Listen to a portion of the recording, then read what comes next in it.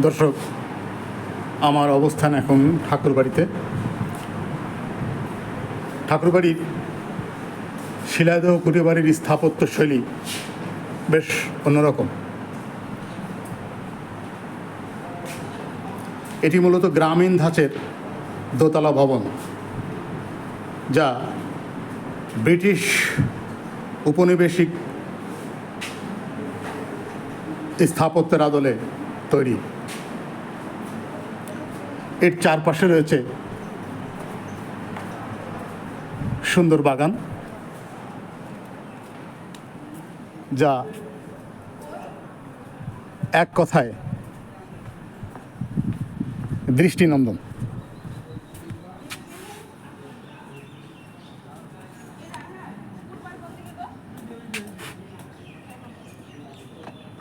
ধন্যবাদ।